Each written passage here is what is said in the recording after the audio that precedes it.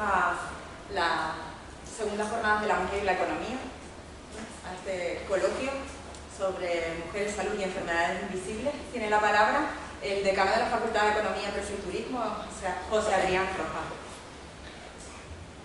Muchas gracias, Judith. Me hubiera gustado estar, pero estaba fuera de la isla en la otra sesión que tuvieron en estas segundas jornadas de la mujer y la economía, y no quería dejar pasar esta oportunidad de estar con ustedes porque creo que es una muestra de apoyo no solo a la vicedecana de Igualdad y Movilidad, creo que es la única vicedecana que hay de Igualdad en toda la Universidad de La Laguna. Bueno, hemos sido pioneros en eso y yo creo que es interesante, y creo que también es interesante que somos pioneros en lo que son las jornadas de la presencia de la mujer en la economía o en el caso de otras ciencias también en esta universidad. Por eso quería estar aquí, y también quería estar aquí porque hoy vamos a hablar, o se va a hablar de un tema muy importante como es las mujeres, la salud y las enfermedades invisibles. No solamente las enfermedades invisibles, que son importantes, también las visibles, el hándicap que supone para que las mujeres tengan una plena igualdad con el hombre en cuanto a las posibilidades del mercado laboral. También un placer el estar aquí con ustedes porque va a estar con nosotros Alicia B. Hardison, que es una especialista precisamente en nutrición y pues yo creo que también le va a dar un contenido importante a esta. Y en el caso de nuestra alumna, de Mayra Montes, porque es una alumna de Contabilidad y Finanzas, una alumna por tanto de este centro, y que para mí de verdad es un honor el que estés aquí y que nos hables a todos nosotros de un tema de estas características y tan importante. Es una enfermedad invisible, pero quizás todos la hacemos aún más invisible, ¿no? Y por eso es bueno que se sepa. Y agradecerles a todos ustedes su presencia aquí y el apoyo que ello significa para estas jornadas de mujer y economía, de la mujer y la economía. Muchas gracias.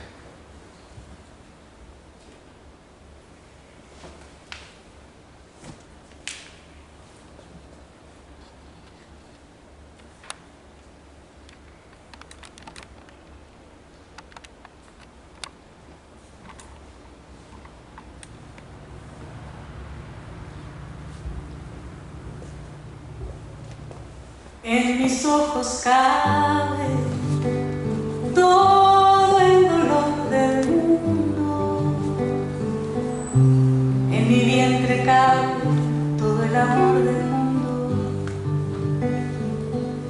de mis pechos beben todos los niños del mundo, todo el temor del mundo, en mis manos cabe mi garganta herida, todos los cantos del mundo, y mis pasos llevan todo el cansancio del mundo. En mi piel se esconde el sol entero del mundo, la sangre entera del mundo, de mi cuerpo sale.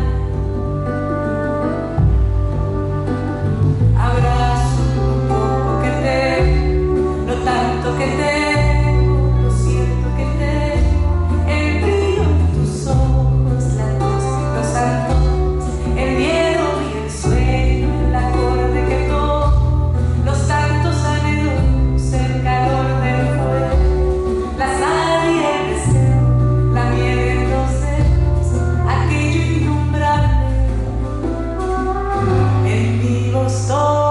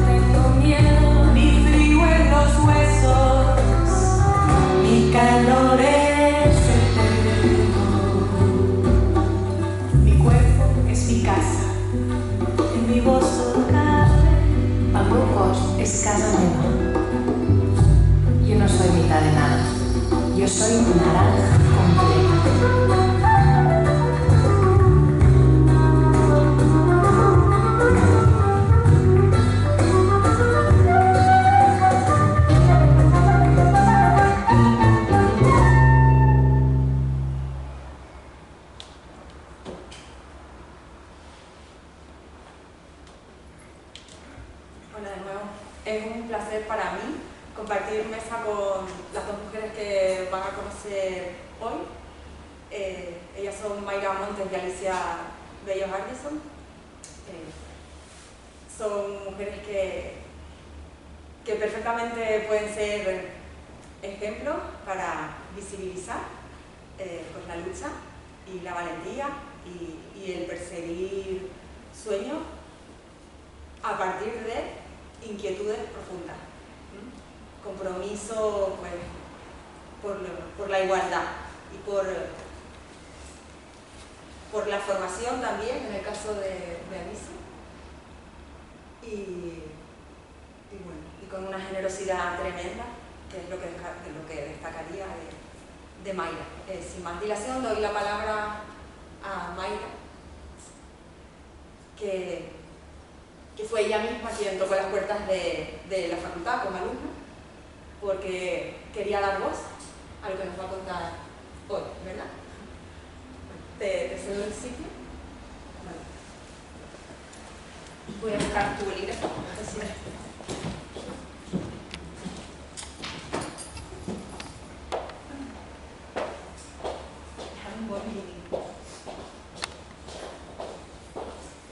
Bueno, buenas tardes a todos. ¿Me escuchas bien? Espera. Buenos días a todos, mi nombre es Mayra, yo soy estudiante de la Contabilidad y Finanzas. Antes que nada quería pedir disculpas porque estoy muy nerviosa.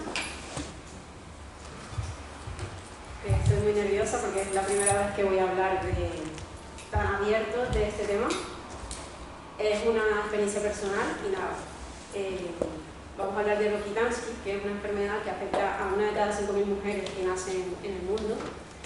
En Tenerife actualmente somos 573.000 mujeres aproximadamente, según el INE, lo que indicaría que solo en Tenerife tiene que haber alrededor de 90 o 95 mujeres con este síndrome, y de las cuales yo a día de hoy solamente conozco a 3 o 4. De las cosas que vamos a hablar es quién soy yo, la finalidad que tiene esta charla, que doy gracias a los compañeros de Ciencias de la Salud por haber asistido, porque lo que más nos afecta a las chicas Rokitansky es la falta de empatía y el poco conocimiento que hay en el ámbito de la salud.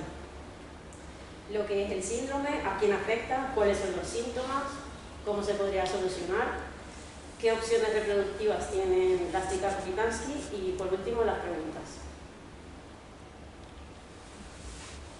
En esta diapositiva hay dos imágenes, una que es las chicas que tienen el síndrome de Rokitansky y otras que no. El síndrome de Rokitansky es una agenesia congénita uterina que se desarrolla en el feto cuando se está gestando. Las chicas que tienen el síndrome de Rokitansky nacen sin útero y en muchos casos sin vagina. Si tuviéramos que dividir el aparato reproductor femenino en partes, podríamos decir que este sería el útero, lo que conocemos como vagina no es esto de aquí, porque esa es la vulva, y la vagina sería esta cavidad. La mayoría de las chicas con este síndrome tienen vulva, ovarios funcionales, pero no tienen ni el útero ni la vagina. Somos físicamente mujeres porque el encargado o los encargados de todo el tema de las hormonas y todo esto son los ovarios, los que hacen que tengamos caracteres femeninos, las caderas, los pechos, el vello, son los ovarios, y el útero es un órgano funcional. El hecho de no tenerlo no nos limita en ningún aspecto de nuestras vidas. Lo único es que al no tener útero, no sé si todos lo sabrán, no se puede gestar, no puedes tener hijos. Luego, en la mayoría de los casos, las chicas que no tienen vagina no pueden tener relaciones sexuales y tienen que someterse a operaciones de neovagina o a dilataciones. En el ámbito médico, cuando este síndrome se descubre casi que por casualidad o por error o por azares del destino, porque cuando debería llegarte tu primera regla, nunca llega. Nunca aparece, entonces es cuando a los 16, 17, incluso depende cuando te entre la curiosidad de por qué no te llega la regla, vas al médico y bueno, quieres saber qué es lo que pasa. pues muchas veces, si la mujer que acude al ginecólogo nunca ha tenido relaciones sexuales, lo que suelen hacer es una ecografía normal y donde se puede observar la ausencia del útero. En mi caso, por ejemplo, y yo me considero una persona afortunada porque lo único que no tengo es el útero. La finalidad de esta charla era concienciar a los futuros médicos o simplemente a las futuras personas que van a ser padres y madres de que esto existe, de que hay que tener empatía, de que no es simplemente diagnosticar y decir, bueno, no pasa nada, no tienes útero, no vas a tener hijos, un problema menos, que fue mi caso. Me dijeron, tranquila, no pasa nada, no tienes útero, no vas a tener hijos, un problema menos, y ya está. Muchas de las chicas que tienen síndrome de Rokitansky se sienten menos mujeres. Yo he tenido la oportunidad de conocer a un par de ellas, sobre todo en la península, y casi todas coinciden en que nunca el médico le pregunta si necesita ayuda psicológica, qué planes tiene a futuro, si quiere ser madre o no, muchísimas cosas. Y hay chicas que se sienten menos mujer por este hecho, entran en depresiones, cosas que con 14 años a lo mejor ni siquiera sabes qué es una depresión, o con 16. Entonces esta es la finalidad de esta charla. El síndrome se llama tiene un nombre súper largo, síndrome de Mayer-Huster-Hauser, en honor a los 4 médicos que ayudaron a nombrarlo, a denominarlo. Son Huster, Mayer, Rokitansky y Hauser, o algo así. Perdonen mi ignorancia, porque tampoco he tenido mucha información médica. Todo es a base de lo que he investigado y ya está, ¿sabes? Ha sido autoinvestigación. Las opciones reproductivas que tienen las chicas Rokitansky de forma natural son nulas, no pueden ser madre, y solamente a día de hoy hay 3 opciones. Una que es la adopción. Por temas burocráticos es bastante difícil, pide muchos requisitos y es muy caro. El tiempo también es muy largo, no es algo a lo que normalmente la lista de espera suele estar entre como mínimo 5 años. Luego la gestación subrogada, que en nuestro país pues no es legal, y aparte de eso es muy caro, lo que conlleva irse a otros países. Hay chicas con este síndrome que desde que eran pequeñitas ya sabían que querían ser madres y han estado ahorrando dinero. Yo la verdad es que, si me lo preguntan a mí personalmente, el ser madre no era la finalidad en mi vida, o no es. Entonces, en el momento que me enteré que no podía, pues bueno, me he enfocado a otras cosas. Y luego, por último, el trasplante de útero, que actualmente en España está en fase de investigación. Ahora mismo solo ha habido un trasplante de útero en España, fue en el Hospital Clínic de Barcelona, a una chica de Murcia. Todavía están investigando y buscando más candidatas. Quería compartir con ustedes 3 historias de 3 chicas, una de Elche, una chica de aquí de Tenerife y otra de Gran Canaria.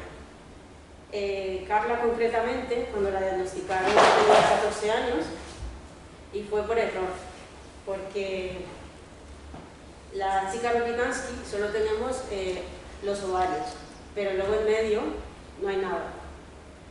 Es como un vacío, están los ovarios ahí solitos y ellos, bueno, no es que tengan vida propia, pero sí que es verdad que se acomodan o se pueden girar en sí mismos y duele muchísimo. Al contrario de las chicas que no tienen síndrome, los ovarios están agarrados por las trompas de falopio, entonces están ahí quietitos. Pues esta chica Carla, cuando se lo descubrieron, fue porque empezó a ovular, empezaba la edad en la que le tenía que venir la regla, con 14 años, y sus ovarios ya estaban empezando a funcionar. Estaban, como si dijéramos, mandándole órdenes al útero de que era el momento de que se empezara a preparar, porque empezaba su edad adulta y se tenía que preparar para gestar. Pues bien, al no haber útero, pues no pasa nada, ¿no? Pero nosotras sí ovulamos de forma normal, tenemos los típicos dolores de los ovarios, porque lo que duele son los ovarios, no el útero. Entonces ella tenía muchísimos dolores abdominales y era porque tenía los ovarios un poquito más grandes. Y ella se los podía palpar alrededor de la ingle porque se le veía como un pequeño bulto. Pues la llevaron a urgencias aquí en Tenerife y los médicos lo que le dijeron era que tenía una hernia. Y lo que le pasaba era que los ovarios estaban mal puestos, o sea, estaban mal colocados, no en el sitio que tendrían que ir. Pues los médicos empezaron a apretar porque pensaban que era una hernia para poner todo en su sitio y ella lo pasó muy mal. Después empezaron a investigar, le hicieron resonancias magnéticas y fue cuando descubrieron que realmente no tenía útero ni la cavidad de la vagina. Lo que le dijeron en Tenerife los médicos fue: bueno, no pasa nada, ahora la someteremos a una cirugía en la que pondremos los ovarios en su sitio y ya más adelante, cuando sea un poco mayor y quiera mantener relaciones sexuales, pues le haremos otra cirugía que se llama cirugía de neovagina para construirle una vagina. Gracias a que sus padres tenían un amigo médico, les recomendó que no, que se fueran a la península, que fueran a Madrid, que allí había un especialista y que le hicieran todo. Ella me comentaba que tuvo que afrontar todo esto sola, que gracias a Dios sus padres hablaron con el médico, habló con sus padres y la madre tuvo mucha empatía al momento de decirle lo que le pasaba. Es muy difícil explicarle a una niña de 14 años que tiene que hacerse una operación de neovagina porque es mujer y cuando llegue a la edad adulta va a querer mantener relaciones sexuales y no va a poder hacerlo, entonces tiene que hacerlo ahora. Con 14 años es muy difícil explicarle eso a una niña, pero la madre tuvo mucha empatía. Por parte del equipo médico del Servicio Canario de Salud nunca le dijeron si necesitaba un psicólogo, nada.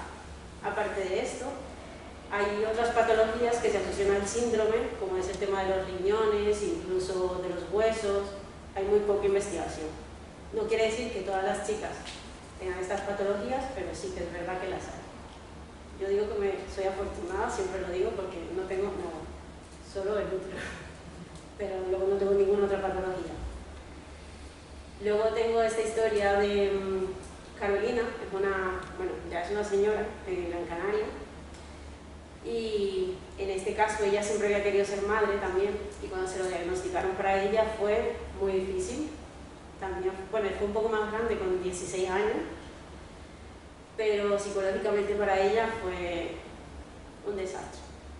Casi todas las chicas coinciden en lo mismo, en que su vida no tiene sentido, que no quieren vivir, que nada vale. Y luego está la historia de Zaira, que lo pasó muy mal con el posoperatorio. Sufrió mucho. Y vuelve y coincide lo mismo, que no, psicológicamente lo pasa muy mal, se sienten inferiores, aunque, bueno, yo siempre lo que digo es que un órgano no te define lo que eres.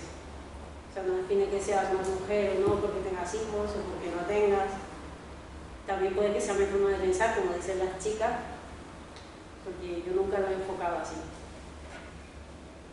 Creo que he resumido muchísimo, así que pueden hacerme todas las preguntas que quieran, porque para mí es más fácil contestar las preguntas que contar en sí lo del síndrome. Entonces, si quieren preguntarme, de verdad que contesto todo.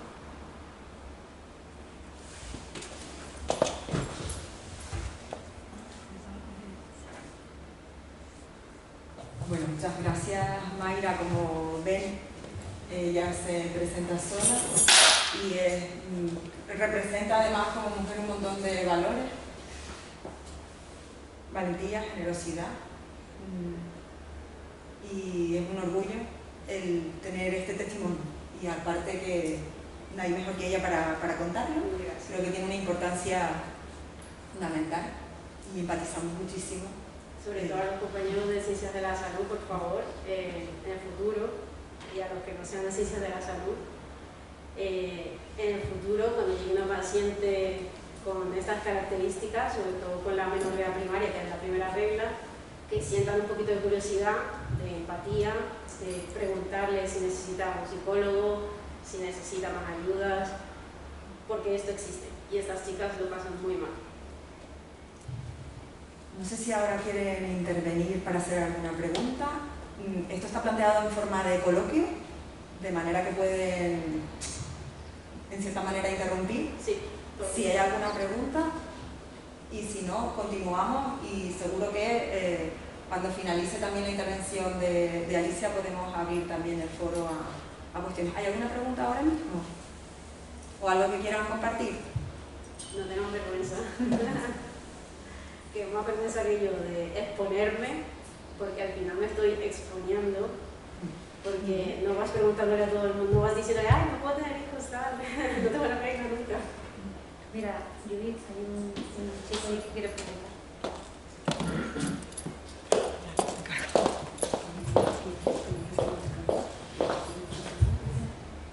Hola, soy Sergio, amigo de Maya. Además de, por ejemplo, lo que dijiste de la chica que notaba los dolores y tal, ¿hay algunos síntomas más que se puedan ver o saber para...? El síntoma más característico es la ausencia de la regla. Incluso se suele descubrir de forma tardía por esto.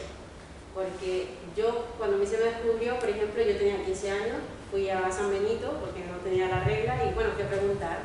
Y el médico lo que me dijo fue, ya con 15 años ya mantenía relaciones sexuales, fue bastante rápida, y me hicieron una ecografía transvaginal. En las ecografías transvaginales se puede ver porque la vagina conecta directamente con el útero. Hay un trocito que se llama el cuello del útero, que es lo que conecta la vagina y el útero. En mi caso, al no tener útero, tampoco tenía cuello de útero, entonces se podía ver que ahí no había nada. O sea, llegó un tope y ya está, es como una pared. Entonces a mí ese médico podía habérmelo dicho y no fue así. Me dio una carta, un sobre y me dijo, yo soy tu médico de cabecera. Yo nunca he tenido ninguna enfermedad, siempre he sido relativamente sana. Pasó el tiempo, yo no le di importancia, con 15 años lo único que quería era estar en la playa, disfrutar de no tener la regla y ya está. Pero cuando tenía 19 años más o menos, yo vivía en Gran Canaria y fui a un médico privado y dije, oye, ya empezaba a tener curiosidad, pero no era algo que para mí fuera demasiado importante. Pues en Gran Canaria me vieron 4 médicos el mismo día porque no se lo creían. No se creían que no tuviera útero, pero sí tuviera vagina. Entonces, no, aparte de no tener la regla del primer sangrado, no tienes ningún otro síntoma. No hay nada sobre la regla. Hola, mi nombre es Ricardo, vengo de fisioterapia, acompañado por mi... apoyando la causa. El tema de... son un montón de preguntas, pero... Sí, puedes preguntar lo que quieras. Porque encima me gusta hablar y en fin, bueno, el tema del ovario inguinal. Vale. Ante todo, perdón por mi desconocimiento anatómico, que debería tenerlo fino, ¿no? Pero bueno, el ovario se palpa más arriba, ¿verdad? Sí. Cuando se llegan a entrar, ¿no? Un poco por... más Claro, si se ponen las manos en la cadera, pues a lo mejor al meterse los dedos así hacia adentro, pues deberían estar aquí, los ovarios, más o menos. Entonces esta chica los tenía por aquí y aparte se le notaba como una pelota y lo que hacían los médicos era presionar. Supongo que la distancia son varios centímetros en lo que se puede detectar un ovario, no sé si el término digamos puede ser mal bien posicionado, expresado, pero prolapsado, ¿no? Un poco decaído. Y la hernia es el agujero donde se... Yo pienso que en esta chica lo que tenían que haber hecho era haberle hecho una ecografía y para saber qué era lo que pasaba. No, por eso muchas de estas chicas se quejan de lo que no hay empatía, que no hay un poco de tacto con el paciente. Conocimiento. Y son estas mismas... Sí. ¿no? Sí.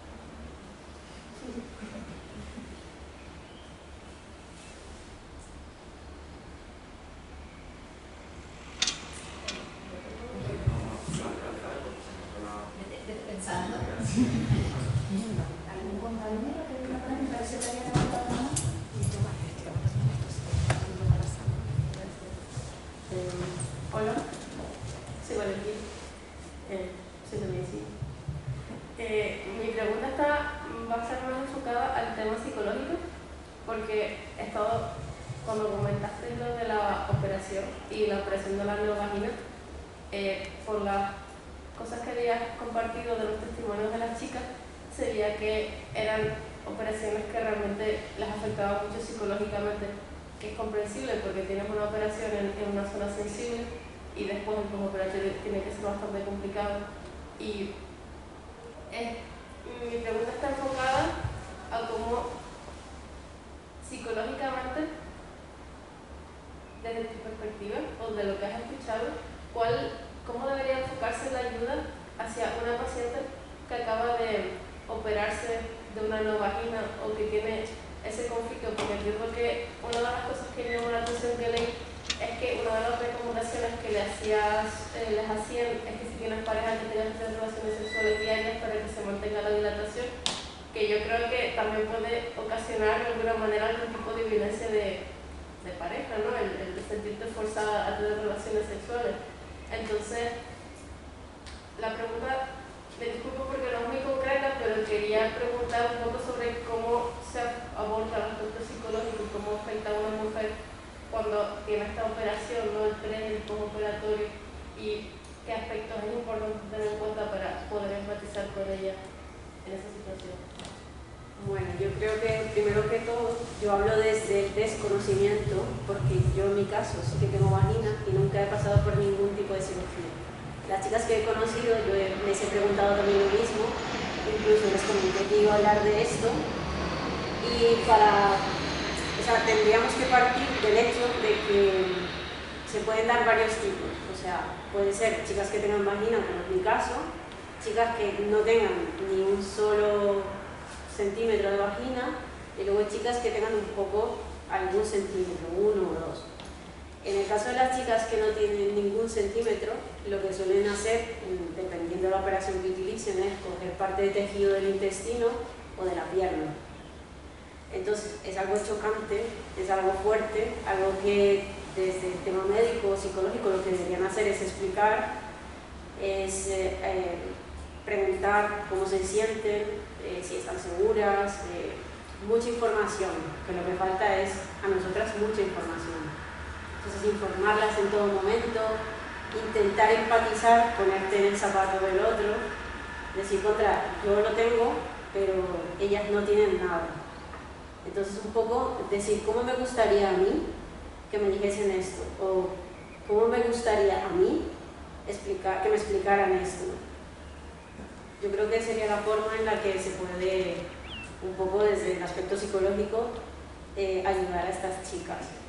Los médicos lo que hacen directamente, aunque tengan 1 centímetro de vagina, es instarlas o tirarlas, digamos, a que se operen. Y no siempre es necesario. Aunque tengas 1 solo centímetro de vagina, se pueden utilizar dilatadores, que no son todos grandes, empiezas de poco a poco, de poquito en poquito, hasta que ya tienes una cavidad más o menos normal. Lo que recomiendan es mantener relaciones sexuales porque para tu cuerpo, que has nacido sin vagina, es algo extraño, entonces la tendencia del cuerpo es volver otra vez a su situación inicial, en cómo estaba. Te recomiendan que mantengas relaciones sexuales, pero no te obligan. O sea, lo ideal es que yo conocí a una chica, Zaira, que es la que más habla en el grupo, y bueno, la conocí en Barcelona en octubre y hablábamos de esto y yo le preguntaba y siempre me disculpaba porque no entendía, ¿no? Incluso muchas veces yo me sentía mal porque no empatizaba con todas estas chicas. Nunca he tenido, digamos, nunca me he sentido menos mujer por no tener útero o por no poder tener hijos. Creo que... Sí, termina. Y Zaira lo que me decía era que no era necesario mantener relaciones sexuales todos los días, que no pasaba nada porque no tuvieras relaciones sexuales. O sea, no se iba a cerrar de hoy para mañana, no es como una puerta. Tiene que pasar mucho tiempo para que vuelva otra vez a su estado inicial. Alisa quiere añadir algo que además, como desde su postura de coach, creo que en cuestiones psicológicas tiene bastante experiencia. Yo quería apuntar un par de cosas. Muchísimas gracias de entrada porque todo lo que estás contando me parece impresionante y súper necesario. Desde la perspectiva, digamos, general, las relaciones sexuales siempre se entienden como penetración, pero esa es la perspectiva masculina del sexo. Las mujeres podemos tener sexo sin penetración y podemos disfrutar muchísimo del sexo sin penetración. Muchas veces se presiona a estas mujeres a que se operen y a que tengan una vagina para que tengan relaciones sexuales, digamos, estándar, o sea, lo que se espera de una relación sexual.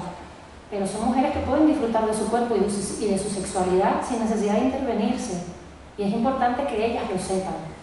Gran parte del problema, en casos como el Rokitansky y en otras enfermedades de mujeres, es que no hay información, porque no hay conocimiento, porque los cuerpos de las mujeres siguen sin estudiarse. Entonces, principalmente, por supuesto, la empatía, pero principalmente donde hay que poner el foco es en la falta de conocimiento. Esa falta de conocimiento viene arrastrando detrás falta de recursos, falta de capacidad a la hora de tratar a las pacientes, falta de conocimiento en el sentido de una vez que sé lo que te pasa y te sé diagnosticar, sé tratarte, sé ofrecerte soluciones alternativas, sé ponerme en tu piel. Y bueno, con el tema este de la sexualidad, pues es una parte más de la falta de conocimiento, porque asumimos que solo se puede tener relaciones sexuales si hay vagina. Se puede tener relaciones sexuales sin vagina perfectamente, y las mujeres de hecho normalmente disfrutamos más o lo mismo en la parte externa a la vagina, en toda la zona clitoriana, y la penetración puede ser una parte más de la relación sexual, poder aportar o no placer, pero para las mujeres no es imprescindible. Entonces, un poco poner también este tema sobre la mesa, que es una perspectiva androcéntrica, una vez más, de la salud, que le propongan a estas mujeres que sí o sí se hagan una vagina. Como ven, y puntualizo porque antes no tenía aliento de la emoción, sinceramente, cuando los presentaba, cuando hablaba del compromiso con la formación, en el caso de Alicia, es un compromiso por la investigación y el buscar formarse en cuestiones que no son estándar, que no están al alcance de la mano. Ella ha tenido que hacer un esfuerzo que también es generoso por su parte, de empatía con las mujeres, para ser especialista y poder dar respuestas en cuestiones como estas que están invisibilizadas. No sé si hay alguna pregunta más ahora mismo o continuamos. Vale. Bueno, hay 3 preguntas y yo propongo continuar con Alicia, que estará todo muy conectado. Vale, formulamos las 3 preguntas que son para Mayra, proseguimos con Alicia y ya luego abrimos el debate. Yo creo que va a fluir mejor así, ¿no? Entonces, tu pregunta. Hola, ¿me escuchas? Sí. Quería darte las gracias por contarnos tu experiencia. De verdad que no es usual que alguien nos cuente algo tan personal desde mi punto de vista, pero bueno, hay que visibilizarlo porque esa es la manera de solucionarlo. Yo simplemente por curiosidad, es una tontería, en cuanto a la investigación, yo entiendo que es primordial para lograr soluciones, tanto en lo que tiene que ver con las intervenciones, alguna operación que tenga que ver con la vagina. En cuanto a la parte genética, ¿hay algún aspecto genético que tenga que ver con la enfermedad, con este síndrome, verdad? En teoría, según las investigaciones que han habido, no tiene nada. Es una malformación que se produce en el feto cuando se está gestando, que se produce en los conductos de Müller, creo que se llama. Los compañeros que estudian medicina sabrán mucho más que yo. Y es como si dijéramos, tenemos una biblioteca y nosotros cuando nos estamos gestando somos células que van leyendo muchos libros. Pues llega un momento que hay como un error, se salta y sigue. Y ya está. Yo, por ejemplo, me han hecho estudios de cariotipo y todo sale normal. ¿Qué tal? Mi nombre es Mónica, soy de psicología. Una pregunta. Hay ciertas enfermedades que tienen una cirugía y también tienen pautado un seguimiento psicológico previo a esa cirugía, porque hay personas que no pueden enfrentarse a esa cirugía. Estas personas que tuvieron esa cirugía, estas niñas, ¿tuvieron un seguimiento pautado antes de esa cirugía? No. Incluso en los 3 casos que hemos puesto, Carla, que es de aquí de Tenerife, lo que le dijeron los médicos era que no era necesario un psicólogo porque no, bueno, que ella lo pone por aquí, dice que ella lo pone, que los médicos pensaban que no hacía falta ningún tipo de ayuda psicológica porque el único problema era que no ibas a poder ser madre y ya está. O sea, que ni antes ni después, no sé. Gracias. Lo que me faltó antes por preguntar, que es lo que realmente me compete. Ejercicios propioceptivos para detectar y de esa forma prevenir. Yo me imagino que cuando una persona nace sin riñón no puede detectar que no le funciona el riñón hasta que no tiene mujer. Y en este caso, por conocimiento, no soy mujer y no hay algún tipo de... Es una pregunta genérica a las mujeres, ¿no? ¿No hay forma de detectar a través de sensaciones, presiones o...? No. Vale. Hay una chica en el grupo, porque esto es una agrupación, hay una chica en el grupo que ella se dio cuenta que no tenía vagina porque empezó a explorar su cuerpo, empezó a masturbarse y se dio cuenta que el agujero, o sea la vagina, era muy pequeño. O sea, si normalmente, yo qué sé, te puede haber un dedo o 2 enteros, pues esta chica ni siquiera le entraba, y ahí fue cuando fue a sus padres. Sus padres ya sabían lo que ella tenía y le dijeron, bueno, estamos esperando a que tú nos dijeras, que presentaras curiosidad. Muchas gracias.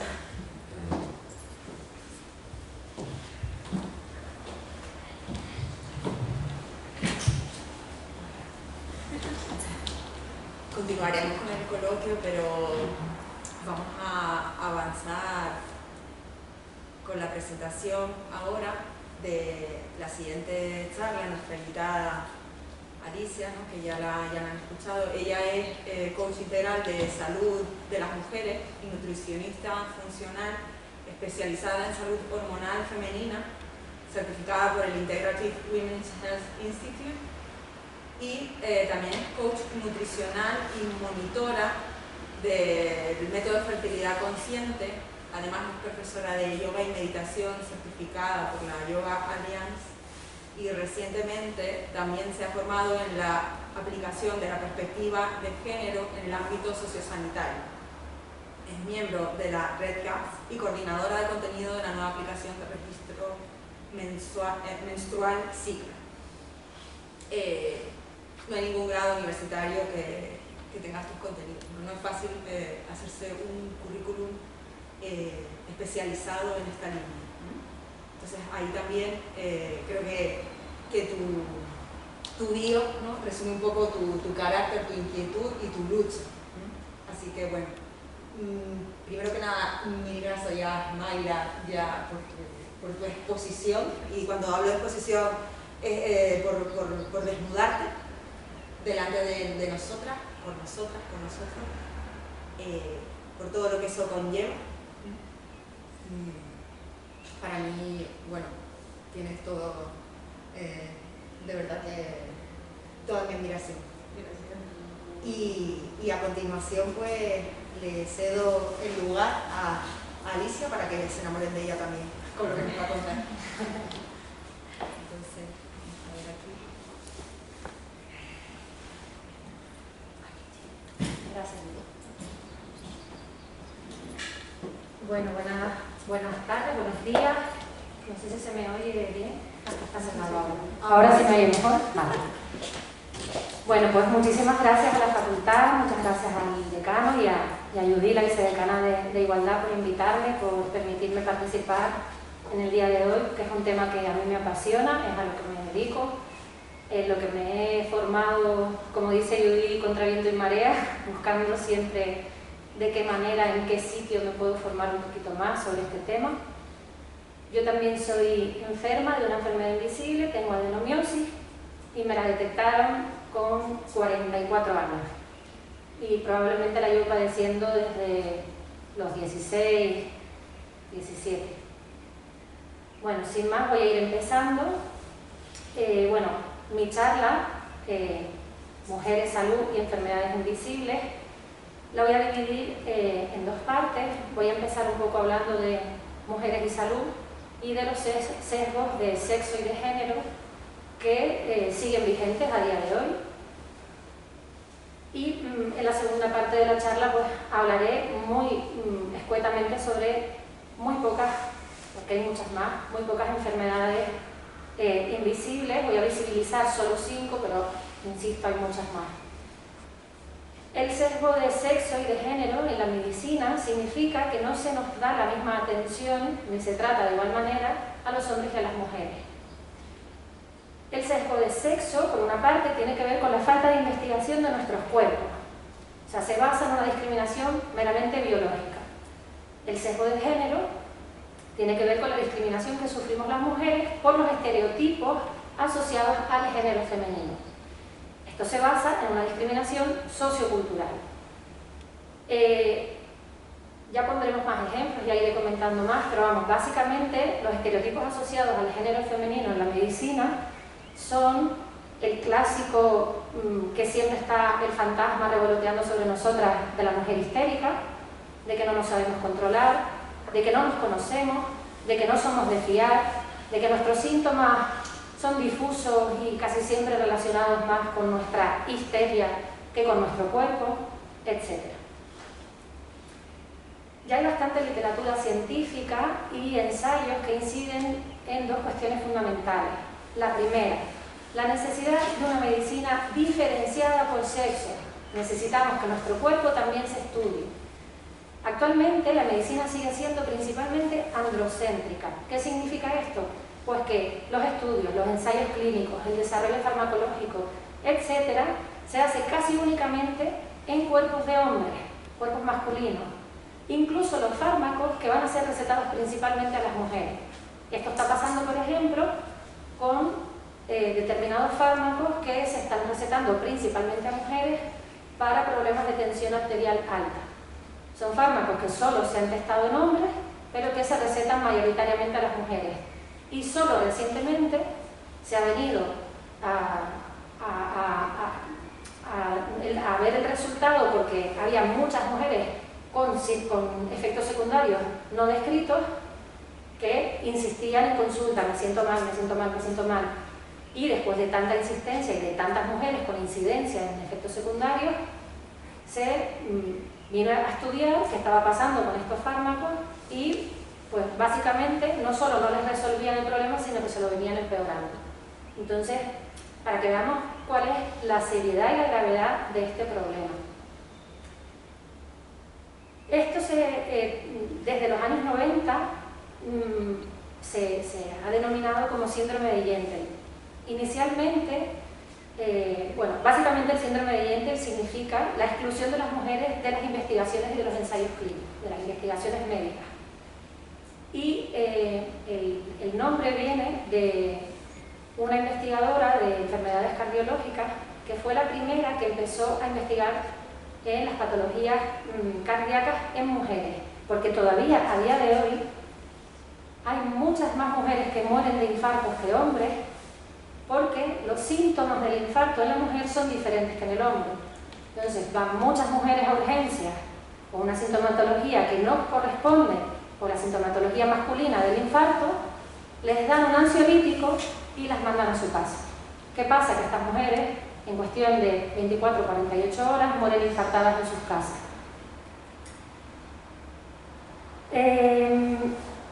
El síndrome de Gentile poco a poco ha ido englobando a todo lo que significa que las mujeres no sean investigadas y que no sean incluidas en los ensayos clínicos.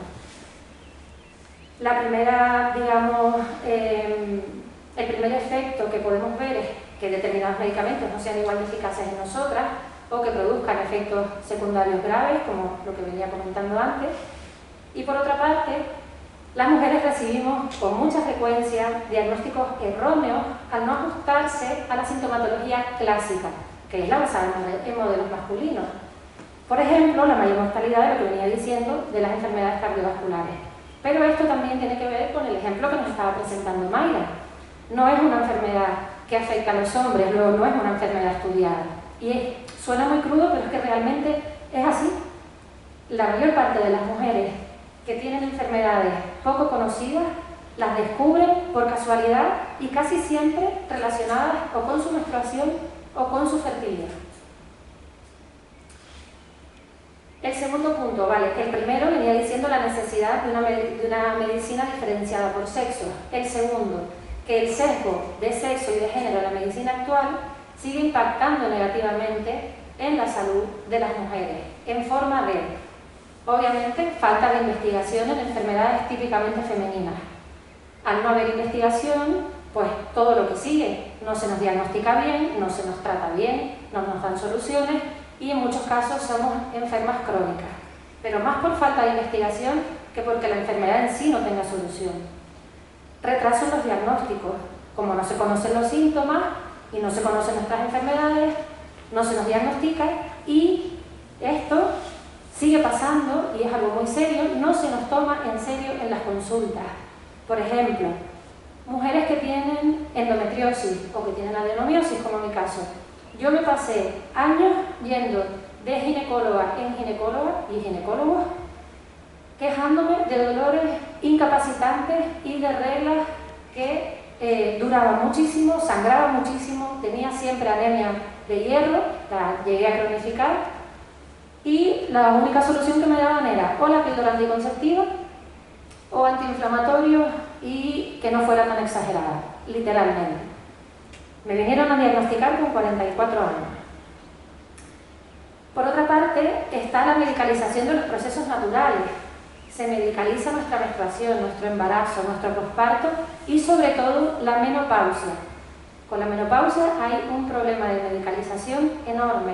La menopausia no es una enfermedad ni una patología, es un proceso natural de la salud de las mujeres. Simplemente es el tránsito de la etapa fértil a la etapa no fértil. No pasa nada más, ni siquiera es que haya un déficit de hormonas, que es en lo que se basan las terapias de reemplazo hormonal. No hay un déficit de hormonas, simplemente nuestro cuerpo transiciona de la etapa fértil a la no fértil y como no vamos a ser fértiles ni vamos a mantener nuestra menstruación, no necesitamos el mismo nivel de hormonas. Entonces se produce una transición de un determinado nivel de hormonas a otro, pero cuando estamos en el punto final, que sería la menopausia, la posmenopausia, no experimentamos un déficit de hormonas, tenemos el nivel de hormonas adecuado a ese momento de nuestra vida. Y por otra parte, que esto también es gravísimo, hay un sobrediagnóstico de enfermedades psiquiátricas en mujeres, por lo que comentaba antes, por el fantasma de la histérica. Es más fácil que una mujer le receten de entrada un antidepresivo o un ansiolítico que realmente busquen qué le está pasando. Por ejemplo, es muy común a día de hoy el hipotiroidismo y principalmente lo padecemos las mujeres. También hay hombres con hipotiroidismo, pero es típicamente femenino. Muchas mujeres que conozco han acudido a la consulta médica diciendo: me siento cansada, tengo falta de motivación, siento un poco de ansiedad, me cuesta dormir y no veo ninguna conexión con nada de lo que me está pasando a nivel vital. Todas estas mujeres, en vez de preguntarles si están subiendo de peso sin un motivo claro o vamos a hacerte una analítica, casi siempre la primera solución es: tómate este antidepresivo o tómate este ansiolítico. Y si en unos meses no mejoras, ya veremos. Son retrasos en los diagnósticos por asumir que las mujeres, principalmente de nuestra dolencia principal, va a ser mental. Va a ser que somos, pues eso, histéricas. Un ejemplo actual del sesgo de género y de sexo en la medicina lo vemos en el caso de las vacunas para la COVID-19. La mayoría de los efectos secundarios, el 77%, según el séptimo informe de farmacovigilancia sobre las vacunas COVID-19, se dan en mujeres, la mayoría relacionadas con su menstruación y el resto principalmente con su sistema vascular. ¿Por qué? Porque una vez más casi no se han realizado pruebas en mujeres y las pocas que se hicieron no tuvieron en cuenta que nuestro cuerpo es diferente y que la mayoría menstruamos de forma regular entre los 13 y los 52 años. ¡Qué sorpresa! ¿Y por qué no se incluye a las mujeres aún en el año 2020 en el estudio y desarrollo de la medicina? En temas tan fundamentales como una vacuna, que en la situación actual pues, nos iba a salvar a la humanidad. Resumiendo mucho, por 3 factores principales. El primero, porque el estudio de la medicina ha sido y sigue siendo androcéntrico. El cuerpo del hombre es el que se ha tomado y se sigue tomando como referencia de toda la humanidad, cuando son solo un poco menos de la mitad de la población mundial, en torno al 48%. Segundo, porque se conoce tan poco el cuerpo de las mujeres que simplemente se ha actuado como si fuéramos hombres en pequeña escala y que bastaba simplemente con ajustar las dosis de lo investigado en el cuerpo masculino a un cuerpo más pequeño, el cuerpo de las mujeres. Y tercero, porque al ser más complejas desde el punto de vista biológico, somos económicamente más costosas para la industria médico-farmacéutica. Vamos a hablar ya de las enfermedades invisibles. Como les comentaba al principio, no me voy a detener en describir las enfermedades en sí. Simplemente quiero poner sobre la mesa determinados asuntos relacionados con la charla que les vengo presentando. La endometriosis es una enfermedad que padece en torno a un 10% de las mujeres a nivel mundial. Probablemente más, porque es muy difícil de diagnosticar y tiene un retraso en su diagnóstico de entre 8 y 12 años, en muchos casos más. Adenomiosis. La prevalencia es de entre un 2,6 y un 26% de las mujeres a nivel mundial. Como vemos, entre el 2,6 y el 26% lo que nos indica es que no tienen ni idea en realidad. O sea, que es como, pues más o menos. Exacto. Es aún más difícil de diagnosticar que la endometriosis porque sus síntomas son más difusos y se superponen con otras dolencias o enfermedades. Se suele diagnosticar después de una histerectomía. ¿Qué significa esto? Que la mayor parte de las mujeres refieren tanta molestia y tanto dolor que terminan por histerectomizarlas, o sea, extirparles el útero, y una vez el útero extirpado, lo analizan anatómicamente, patológicamente, y descubren que efectivamente es un útero afectado de adenomiosis.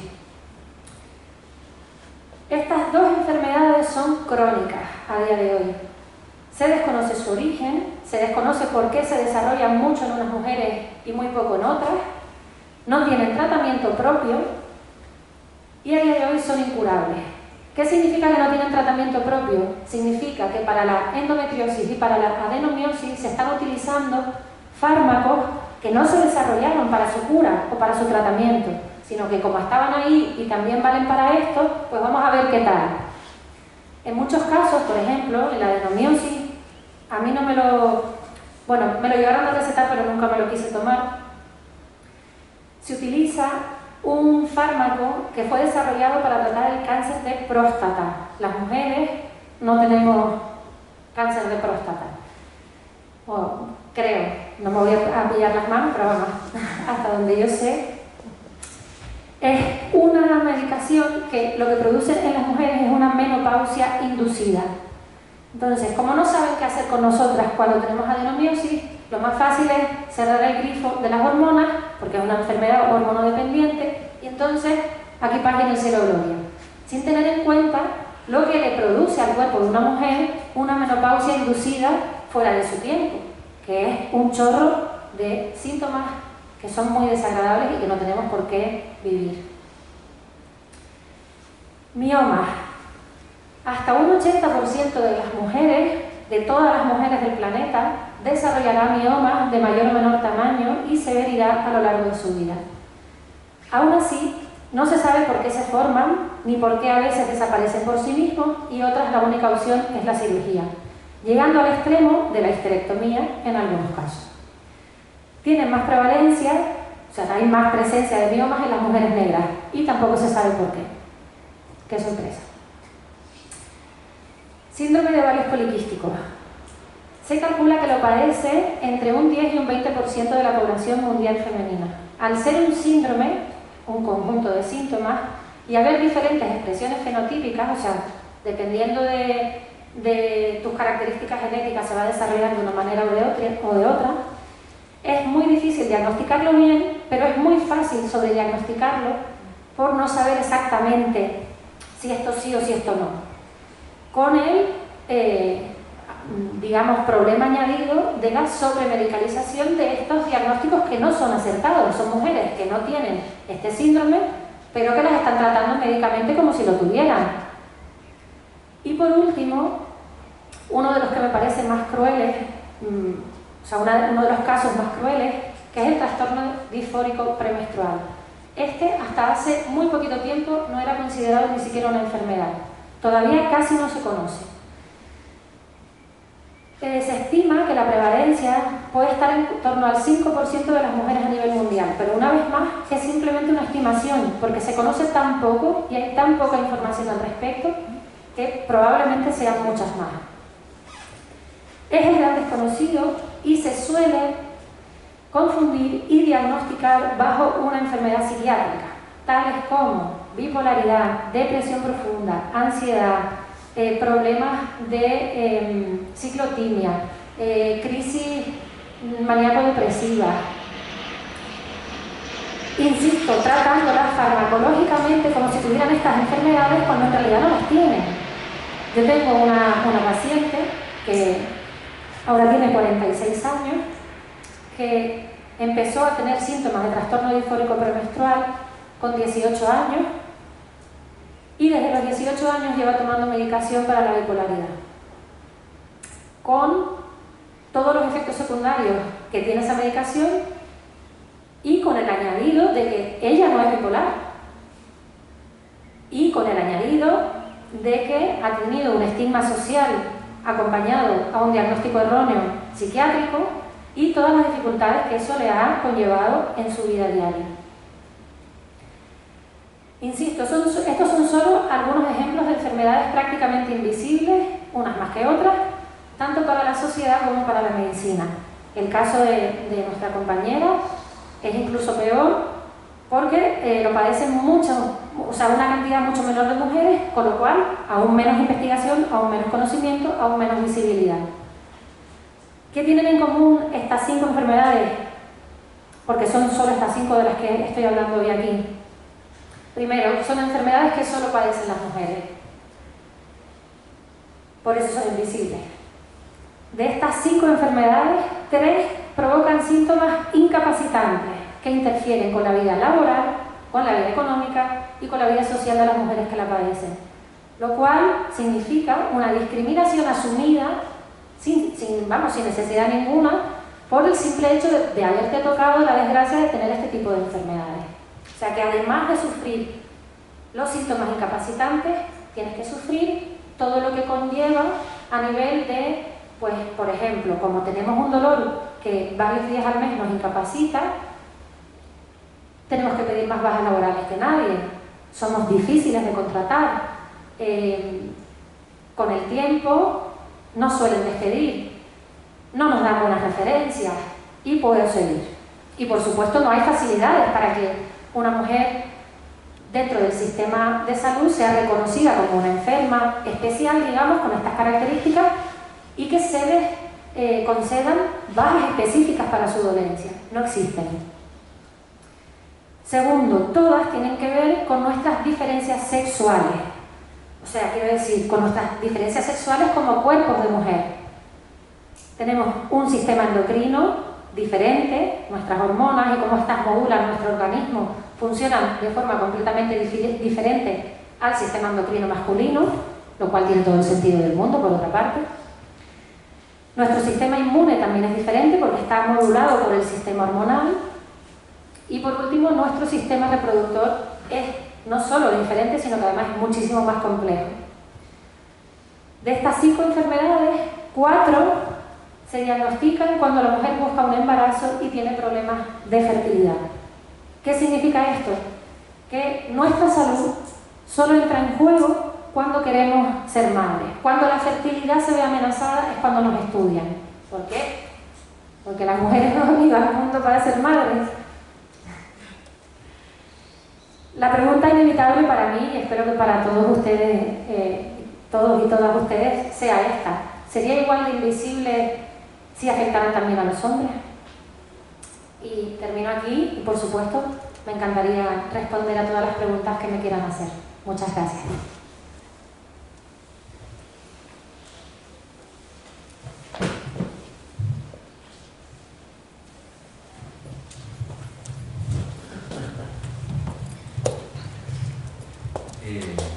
Bueno, ante todo, no sé exactamente ni lo que voy a decir. Eso por un lado. Por otro lado, voy a pedir disculpas si la exposición se nota algún rasgo machista. Y por otro lado, estáis hablando o sea, el que está hablando es una persona machista. Pero porque no me ha quedado de otra, ¿eh? Afortunadamente me considero una persona también con una sensibilidad respecto a la mujer. Yo mismo me la valoro como óptima, ¿vale? Okay. Para empezar, como dije, no sé ni lo que voy a decir, pero para empezar, ¿es la primera vez que se expone esto así? O sea, esta temática, más bien, bueno, sé que se han conjuntado, ¿no? Un poco...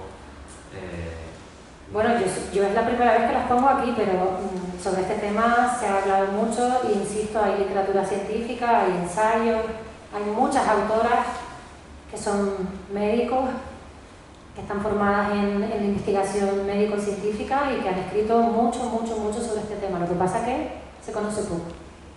Vale. Segunda, ¿puedo hacer una pregunta general?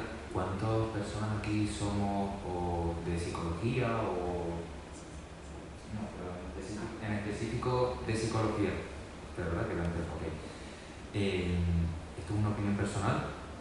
Creo que la sala debería estar, por supuesto, con mayor auge, pero mayor participación dentro de lo que es la rama de ciencias de la salud, de psicólogos, básicamente porque inevitablemente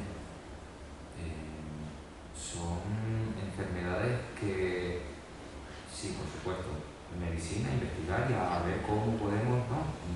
Vale, okay. Pero no se puede hacer nada, entre comillas, ¿vale?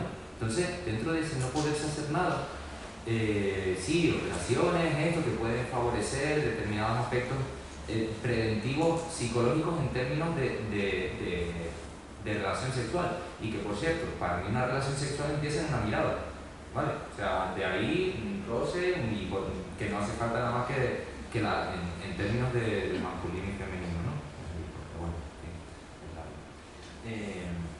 entonces creo que para poder prevenir las repercusiones psicológicas que puedan conllevar este tipo de enfermedades empezarían por la concienciación en los padres, por supuesto, concienciación social, porque si no se conoce pues no va a poder, ¿no? Y un poco por concluir, insisto en la relevancia del aspecto psicológico, porque al fin y al cabo lo que me importa, y esto mátenme si quieren, pero lo que me importa es el bienestar psicológico. Hay muchos aspectos que al fin y al cabo me falta un brazo, vale. También puedes escribir con la otra mano, puedes darte placer de otra manera. Vale que las sensaciones de maternidad, de esa, ¿no? Que no, al fin y al cabo no deja de ser evolutivamente, en fin, que hay también una participación del constructo social de lo que es la maternidad y todo lo que, en fin, que nada, eso, simplemente que... Muy bien, muchas gracias por tu aportación. Si hay alguna cuestión más, no sé si tienes algo que decir. ¿Alguna cuestión? Vale, sí. ¿Qué tal? Como se estaba enfocando más a la investigación y que se toma como referente el cuerpo del hombre, creo yo, ¿no? Quisiera saber, como hay muchas mujeres que son científicas, investigadoras también, pero parece que estamos ocultas, si ahora mismo hay como, digamos, si las mujeres ahora van a empezar, o sea, si hay un proyecto o algo para que se empiece a estudiar el cuerpo de la mujer, o solamente está como algo difuso y vamos a seguir estudiando el cuerpo del hombre. No sé si me estoy explicando, ¿sí? A ver, no hay ninguna iniciativa en concreto. Hay muchas iniciativas en muchas partes del mundo. Esto, como comenté, se viene denunciando desde los años 90. Está lo de la acuña, o sea, el término de síndrome de Yentel, que lo acuñó esta investigadora, esta médico especialista en enfermedades cardiovasculares, ya en los años 90 empezó a denunciar que el sesgo de sexo, en este caso, la carencia de investigación en el cuerpo de la mujer, producía estos resultados tan graves y tan negativos. Lo que pasa es que, desgraciadamente, es un problema estructural el problema de la desigualdad de sexo y de género. O sea, no es tan fácil como que una mujer levante la voz y diga mira que se están muriendo más mujeres que hombres porque no las sabemos diagnosticar bien. Ojalá fuera tan simple. A todo el mundo debería de indignarle que esto esté pasando, pero a día de hoy sigue pasando. Quiero decir, esta mujer lo denunció hace casi, no sé, 30 años y a día de hoy sigue pasando. O sea, siguen dándose infartos en mujeres y siguen sin reconocerse los síntomas. Recientemente, en los últimos años, se han iniciado unas campañas, que no sé si las han visto por ahí, que inciden en esto, en que la sintomatología de un accidente cardíaco es diferente en un hombre y en una mujer, y aprender a reconocer los síntomas de las mujeres para que ellas mismas sepan que tienen que ir a urgencias en caso de que se sientan mal. Pero vamos, que no hay ninguna iniciativa en concreto que aúna... Ay Dios, perdón, me quedé con el micrófono en la mano. Que no hay ninguna iniciativa que aúne todas las fuerzas, digamos, para sumar y para remar en el mismo sentido. Hay muchas mujeres en muchas partes distintas del mundo intentando que esto crezca y que se cambie. Y sí que es verdad que, afortunadamente, de un tiempo para acá, esto es cada vez más consciente a nivel general y se está empezando a introducir mínimamente, pero a introducir algo, el cuerpo de la mujer en los ensayos clínicos. También dicen que lo hacen por protegernos, porque como tenemos muchos cambios hormonales, pues no saben si nos va a poder afectar luego a la maternidad el haber participar en un ensayo clínico, como si nosotras no fuéramos adultas, que pudiéramos decidir por nosotras mismas si queremos participar o no en un ensayo clínico, sino que tiene que venir un señor externo a decirnos, no, por si acaso, vamos a preservar tu fertilidad y dejar de investigar en el cuerpo de las mujeres, que seguro que eso va a ser mucho mejor de cara al futuro. Bueno, yo soy de medicina y quería comentar una cosa, que es que es conocido por todos que estamos en una sociedad patriarcal, pero sobre todo estamos en una sociedad capitalista y que el sesgo de género y de sexo en el ensayo clínico, por lo que yo puedo saber, está bastante enfocado hacia el término económico. Porque lo que estamos comentando, que es por nuestro bien, por nuestra salud, es, entre muchas comillas, porque lo que pienso que más piensan los investigadores es: tengo una corte de personas en el ensayo y si una se queda embarazada, voy a tener que sacarla. Y eso para mí es un costo económico y pierde validez mi ensayo. Entonces, mejor cojo todo hombre y me curo en directo. Exacto. Y también la parte de la sobremedicalización de la menopausia. Yo quiero vender todo: suplementos de hierro en vez de decir que comas lentejas y suplementos hormonales en vez de decir que es un proceso natural y que con el tiempo se pasará. Efectivamente. Entonces pienso que también va enfocado en que toda la sociedad debemos presionar a los políticos en que inviertan en investigación para el bien de toda la sociedad. Y mi pregunta va sobre todo por el trastorno disfórico de menstrual. Sí, que no me quedó muy claro en cuáles son los síntomas o No, claro, a ver, yo no entré a hablar de los síntomas de las enfermedades en sí, simplemente quería un poco poner sobre la mesa pues lo poco visibles que son, afectando a un porcentaje relativamente alto de la población mundial, porque el 5% de todas las mujeres de la población mundial son muchos millones de personas, no solo de mujeres, somos personas. El trastorno disfórico premenstrual, el problema que tiene es que normalmente, en torno a una semana, 10 días antes de tu menstruación, lo que normalmente corresponde a la fase lútea, en vez de haber un síndrome premenstrual, que es llevadero, más o menos llevadero, digamos que es un síndrome extremo, o sea, es un trastorno disfórico, porque digamos que a nivel de lo que más o menos se sabe, o se intuye, porque se ha investigado muy poco, insisto, es que el cambio hormonal que se produce en la segunda fase de nuestro ciclo, una vez que hemos ovulado, entramos en la fase lútea, y se produce un cambio a nivel de nuestros neurotransmisores asociados a las hormonas que se producen en esa fase de nuestro ciclo. ¿Qué pasa? Que estas mujeres que padecen este trastorno les afecta especialmente al equilibrio de esos neurotransmisores, el equilibrio hormonal, y tienen una sintomatología emocional, anímica y psicológica muy muy fuerte. También física, porque lo que pasa es que como es un síndrome, pues lo mismo, es un conjunto de síntomas. No hay dos mujeres que tengan un trastorno disfórico idéntico.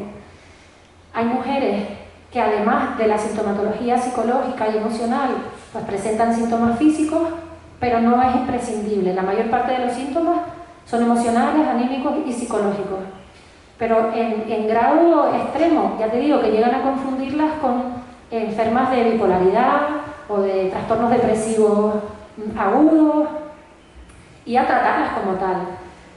Pues imagínate que durante 10 días cada mes sufras este tipo de síntomas. Es absolutamente incapacitante, con todos los problemas asociados, porque mantener un trabajo cuando 10 días al mes eres otra persona literalmente y estás súper deprimida, ansiosa, irritable, a veces es inviable.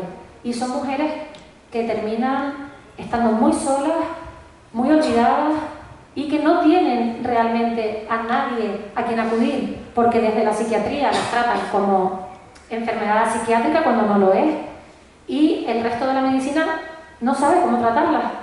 No hay tratamiento para el síndrome disfórico premenstrual.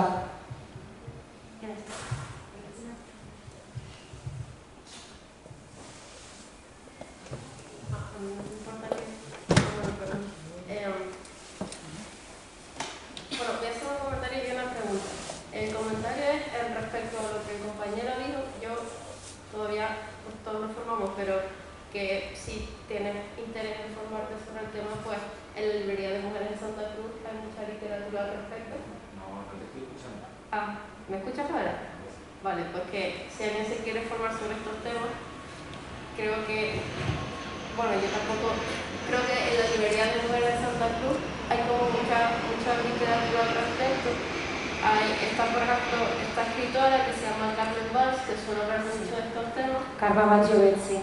Sí, yo tengo un libro aquí, por si alguien solo quiere mirar un poco, pues que hay sitios aquí en Tenerife donde si alguien se quiere formar, pues puede ir a comprar, y encima son mujeres muy simpáticas y es comercio local, y yo sinceramente pues las amo mucho. Y bueno, y lo siguiente es que me parece, la pregunta, yo no tengo muy claro cuál es de todas las cosas en las que te has formado, cuál es tu enfoque, pero me parece como muy interesante el cómo se gestiona el proceso de coger a una mujer, ¿no?, que ya socialmente está condicionada para pensar que su sintomatología es menos importante o no es tan interesante, o que está, bueno, que se te socializa para aprender a ocultar esa sintomatología que tiene.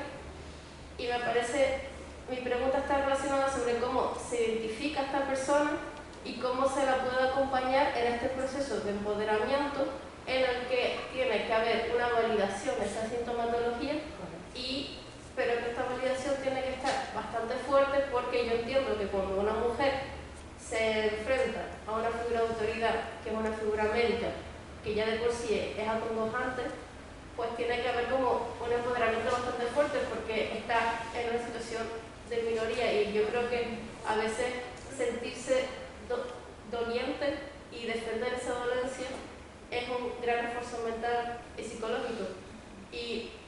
Pero que bueno, como se ha visto, hay muchas enfermedades que realmente sí existen y son invisibles. Entonces mi pregunta está orientada sobre cómo se puede acompañar, empoderar y ayudar a esta mujer para que su sintomatología se pueda conocer más dentro de la irascibilidad y el entorno no amable que puede haber dentro de la medicina. Bueno, muchas gracias por la pregunta, porque la verdad que me parece súper interesante y necesaria. Y sí, has dado en el clavo. Dentro de la propia pregunta te estabas contestando de alguna manera. Lo fundamental es darles validación, porque es lo que no han tenido en todo su periplo médico, que casi siempre es de años. Yo tengo muchas pacientes que llegan a mí por desesperación y porque ya no saben dónde seguir buscando, y entonces dicen, pues voy a intentarlo también por aquí. Y casi siempre son mujeres que llevan tras de sí muchos años de búsqueda de un diagnóstico y que han aprendido, o sea, que han asumido una indefensión aprendida. Porque cuando después de X veces vas a un médico y les dices, me pasa esto, me pasa esto, me pasa esto, no puedo levantarme de la cama durante los días que tengo la menstruación, me muero de dolor literalmente, me tienen que llevar a urgencias, a pincharme en muchos casos opioides porque nada me quita el dolor, pierdo el conocimiento del nivel de dolor que tengo y por supuesto las comorbilidades, o sea, las enfermedades paralelas que se van desarrollando en base a la principal. Estas mujeres han aprendido a dudar de sí mismas porque se les ha ido negando que les pase algo. Yo, por ejemplo, en mi caso personal, yo estuve yendo de médico en médico y escuchando sistemáticamente que era una exagerada, que no era para tanto, que la regla la tenían todas las mujeres del mundo y que tampoco me podía doler tanto si todas las demás podían hacer vida normal, ¿por qué yo no? Que me lo inventaba, que estaba llamando la atención, que era una exagerada, que me observaba demasiado. Y como esto podría seguir porque hay muchísimos casos de mujeres que, asociados a la endometriosis o a la adenomiosis, se encuentran con estas atenciones médicas. Entonces lo que aprendes es a dudar de ti misma y a pensar, pues estaré equivocada, pues a lo mejor no me duele tanto, pues a lo mejor en realidad no estoy enferma. Y eso es indefensión aprendida, que te pone en una situación de extrema vulnerabilidad y de extrema debilidad, porque te deja sin soluciones, te deja sin salida. Porque llega un momento en el que dices, ¿para qué voy a seguir buscando ayuda si nadie me la va a dar? Porque lo único que me dicen es que me lo estoy inventando o que estoy exagerando. Entonces, cuando llegan a mí, lo primero que hago es validar. Es decir, tienes toda la razón, lo que te está pasando es real y además es súper importante. Y además, realmente te ha estado condicionando durante todos estos años de tu vida. Es normal que te encuentres de esta manera. Es normal que además de todos los síntomas asociados a tu enfermedad que te condicionan y que te imposibilita una vida normal, es normal que hayas desarrollado depresión, ansiedad, que te sientas sola, que tengas miedo de relacionarte con otras personas, que te hayas ido aislando del mundo. Entonces, a estas mujeres yo siempre les recomiendo que además de tratarse conmigo, que tengan un apoyo psicológico paralelo, porque es súper importante que vayan creciendo de nuevo como personas, que vayan recuperando la confianza en sí mismas, la autoestima, que vayan volviendo a creer que tienen razón y que merece la pena luchar por su propia salud. Luego yo pues procuro acompañarlas en la toma de decisiones de cómo quieren gestionar su salud, porque otro de los grandes problemas que tenemos en la medicina actual es que el médico no te pregunta, no te hace partícipe de tu salud. Tú no puedes decidir si quieres o no quieres. Se supone que sí, pero en la práctica no. Nadie te pregunta, ¿quieres tomar este tratamiento o quieres intentarlo con este otro que a lo mejor también te puede ir bien. Casi nunca se da esto en una consulta médica. Podemos entrar a valorar toda la problemática actual que hay en torno a este tema, pero principalmente en el caso de las mujeres es que se nos excluye de nuestra salud, se nos impide gestionar nuestra propia salud. Y yo lo que hago pues es todo lo contrario. ¿Qué quieres hacer? ¿Cómo quieres enfocar esto? Tenemos todas estas opciones. ¿Por cuál quieres empezar? ¿Qué crees que va a ser más fácil para ti? Hacerlas partícipes y hacerlas protagonistas de su historia de salud, de su proceso de salud, porque es que es fundamental. No sé si te he respondido, igual me he liado mucho, pero... Era para preguntar, antes comentado que cuando han ido a médico, han dicho como que no hace falta una ayuda psicológica o cosas así. ¿Alguna de ustedes o gente que hayan conocido, si han acudido a ayuda psicológica, se han notado, no sé cómo pensar, han notado la diferencia, como, es que no sé si se dice empatía, o ¿sabes? Como que han notado que intentan darle importancia a lo que es importante, que, no sé, es que, porque claro, a ver, yo desde mi caso, yo he ido al psicólogo y sé que es difícil encontrar un psicólogo que entienda lo que te pasa, ¿no? Entonces en su caso, que es más específico y más complicado. ¿Se entiende? Sí, te entendí la pregunta, sí. A ver, yo en mi caso he ido a diferentes terapias psicológicas y solo en la última encontré a una terapeuta que realmente tenía un enfoque feminista o digamos que entendía el conflicto que hay en torno al sesgo de sexo y de género y que era parte de su tratamiento terapéutico. Pero en general, a ver, hay que entender una cosa, que es que vivimos dentro de un sistema patriarcal. Entonces, el sistema nos engloba a todos, nos engloba a todos. O sea, yo que creo que le he dado muchas vueltas a esto y que creo que entiendo un poco, tengo muchos sesgos patriarcales todavía dentro de mí, porque me he criado, socializado y crecido en este sistema.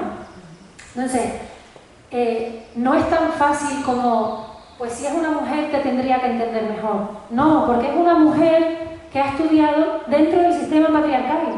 Todas las carreras, todas, están enfocadas desde el punto de vista androcéntrico y patriarcal. Nosotras no existimos prácticamente, o sea, a ver, no me entiendan mal, existimos, pero que no contamos. Y empezamos a contar desde hace muy poco tiempo.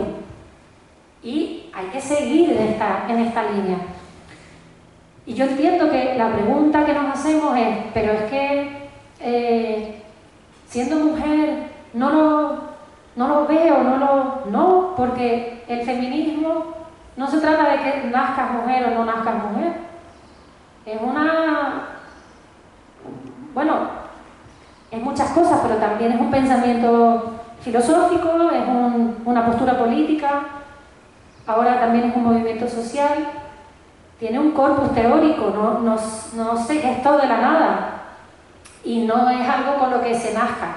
O sea, te tienes que formar en feminismo, tienes que querer entender qué es ser feminista, tienes que querer formarte, porque en general el sistema en el que nos criamos, socializamos y educamos es patriarcal, es el contrario. Entonces da igual que tú seas mujer, porque el feminismo no nace dentro de ti como mujer, sino lo tienes que ir adquiriendo. Y lo mismo para cualquier hombre.